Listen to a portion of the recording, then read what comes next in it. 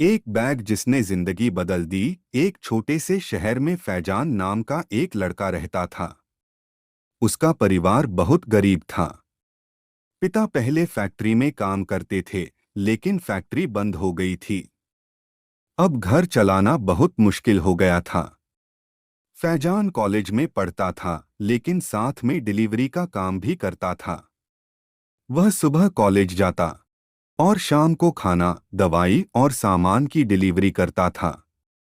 उसका सपना था कि एक दिन वह अपना बड़ा बिजनेस शुरू करेगा, लेकिन उसके पास पैसे नहीं थे। कई बार वह रात को सोचता था, क्या गरीब इंसान के सपने कभी पूरे हो सकते हैं? एक दिन की बात है।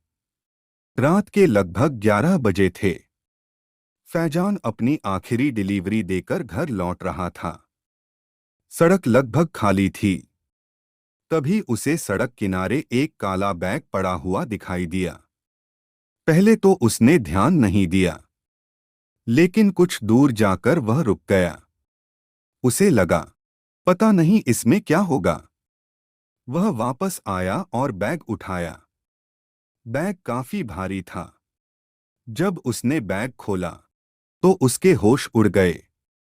उसके अंदर नोटों की गड्डियां भरी हुई थीं। इतने पैसे उसने अपनी जिंदगी में कभी नहीं देखे थे। उसका दिल जोर जोर से धड़कने लगा। उसने जल्दी से बैग बंद किया और इधर-उधर देखने लगा। सड़क बिल्कुल खाली थी। उसके मन में दो आवाजें चल रही थीं। पहली आवाज कह रही थी, ये पैसे रख ले, तेरी सारी गरीबी खत्म हो जाएगी। दूसरी आवाज कह रही थी, ये पैसे तेरे नहीं हैं, किसी का बहुत बड़ा नुकसान होगा। फैजान बहुत देर तक वहीं खड़ा सोचता रहा। फिर उसने फैसला किया। वह बैग लेकर सीधे पुलिस स्टेशन चला गया। पुलिस वाले भी हैरान रह गए। उन्होंने बैग खोला तो उसमें करीब 20 लाख रुपए थे।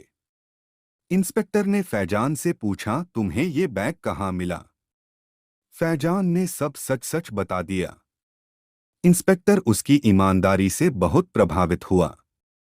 उसी समय एक आदमी घबराया हुआ पुलिस स्टेशन आया। वह एक बड़ा व्यापारी था। उसका नाम राजीव मल्होत्रा था। वह बहुत परेशान था। उसने बताया कि उसका 20 लाख रुपए से भरा बैग कहीं गिर गया है। जब पुलिस ने उसे बैग दिखाया, तो उसकी खुशी का ठिकाना नहीं रहा। उसने फैजान की तरफ देखा और पूछा, क्या तुमने यह बैग पाया था? फैजान ने हाँ में सिर हिलाया। व्यापारी को यकीन ही नहीं हुआ कि कोई इतना ईमानदार भी हो सकता है। उसने फैजान से पूछा, तुमने इतने पैसे देखकर अपने पास क्यों नहीं रखे? फैजान मुस्कुराकर बोला, सर, अगर मैं ये पैसे रख लेता तो शायद जिंदगी भर डर में जीता। व्यापारी बहुत खुश हुआ। उसने फैजान को 2 लाख रुपए इनाम देने की कोशिश की, लेकिन फैजान ने मना कर दिया। उसने कहा, सर, मैंने सिर्फ अपना फर्ज किया है। यह सुनकर व्यापारी और भी प्रभावित हुआ। कुछ दिन बाद राजीव मल्होत्रा खुद फैजान के घर पहुंचा। उसने फैजान के परिवार की हालत देखी।